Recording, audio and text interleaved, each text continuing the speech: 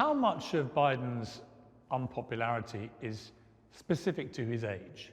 In other words, if it was Gavin Newsom, who was currently the incumbent president with the record that Biden has had in the last 3 years, would he be polling much higher?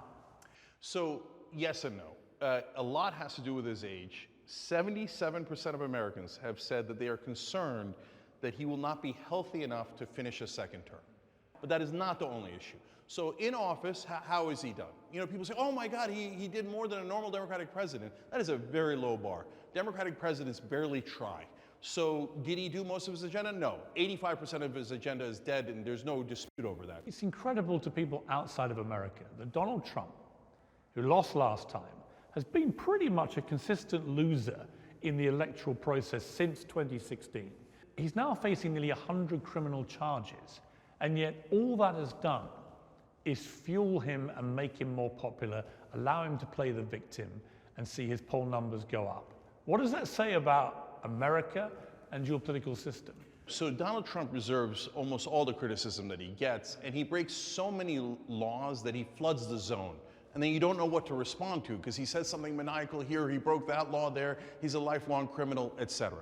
But the number one issue is the one that the media doesn't talk about, which is he's anti-establishment.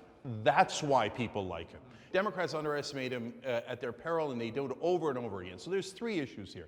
One is, yes, he did do all those things, and sometimes the Democrats overreach anyway, right? Number two is what you're pointing out, which is that he's telegenic. He not in terms of looks, but in terms of he's entertaining. He's charismatic. Yes, and what Democrats don't understand is, sorry, but politics is now all media wars.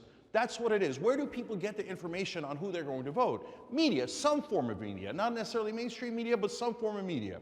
So you have to engage in the media wars. And Trump is fantastic at engaging in the media wars. He goes to wherever the cameras are. He grabs the spotlight. What does Biden do? Biden made his first speech against Trump just a couple of days ago. What are you waiting for, brother? He's done 200 speeches in the time that you've done one. That is a colossal media advantage and hence a colossal political advantage. But the third part of it is he's giving a giant middle finger to the establishment. Now, I don't want Donald Trump to win. I'm in this race.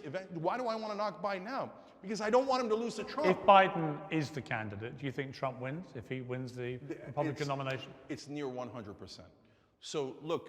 And what would that mean for America? Disaster. Total, epic disaster. Even Republicans who don't support Trump are now supporting him in large numbers because they believe the Democrats have overreached in the way that he's being prosecuted. And I can understand that. It's the same way they try to take him off the ballot. My first reaction was, why would you do that? All that does is make him more popular. And by the way, the Supreme Court inevitably will throw this out anyway. There's still folks that I have a lot of adjectives for, I'll try to keep it under control, that still say 91 indictments. Well, all it's done is made him more popular. Yes. When are you going to get it through your thick, thick skull that people don't think like you do? So this normal person who's a liberal in Washington is like, well, I am outraged and I would never vote for anyone with 91 indictments. Yeah, brother, but you're not the average voter. The average voter doesn't see it that way and hasn't seen it that way, and the polling has showed it for nearly a year.